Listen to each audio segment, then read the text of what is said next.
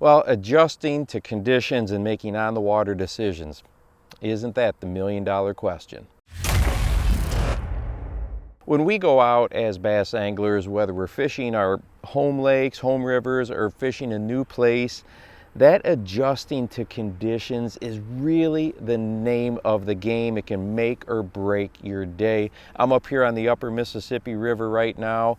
We try to come up here, my brother and I try to come up here about once a year. We haven't been up here for a couple years though. But the interesting thing with all river systems, but especially a major navigable river system like the Mississippi, is the conditions are changing constantly. You've got locks above you, locks below you. They're letting water in, they're dumping water out. It just goes up and down all the time.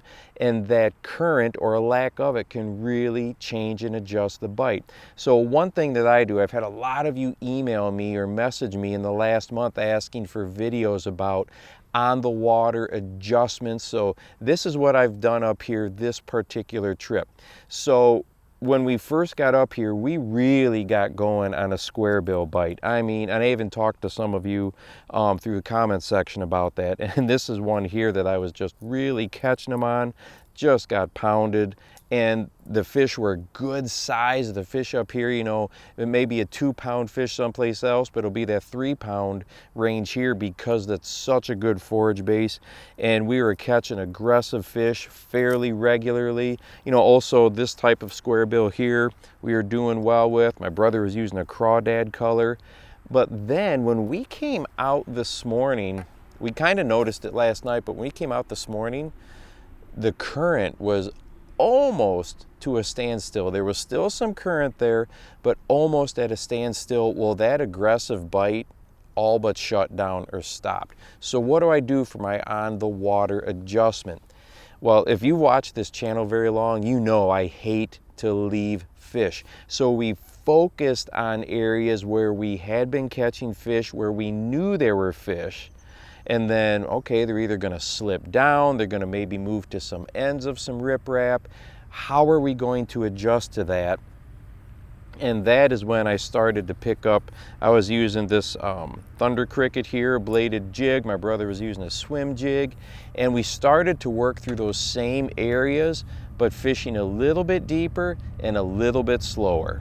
And here's the interesting thing when you're adjusting to conditions, which oftentimes, can mean working back through an area slower, more carefully, when you know there are fish there. Because we really had to change our approach. It just wasn't trolling motor down and cover water, right? Because things were getting tougher.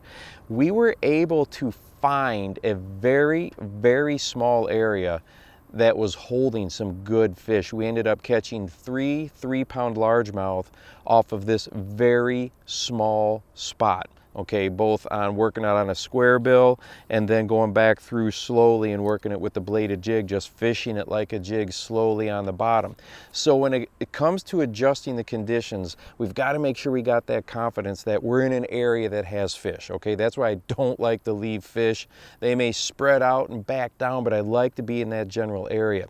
And because we had the confidence that we know there was fish near us, we could slow down and fish with confidence and still pick up bites and some quality bites. And then, being on the river system like this or your home waters, wherever you're at, you know that the conditions are going to change. Okay, we're going to go and eat some lunch, come back, and conditions will probably be different. Maybe they'll go ahead and open up that lock down below us and start to pull a lot more water. We'll have to see. But my biggest tip for adjusting to conditions is don't leave fish. Now, depending on the size of your body of water, maybe not leaving fish means you catch 2 or 3 or 4 more. Or maybe you've got a great big school and you're catching 10 or 12 more. But be confident once you've found them, if they've revealed themselves, if those conditions change, stay within that area. And I think you're going to have some success and make what might be a tough day into a decent day or an average day.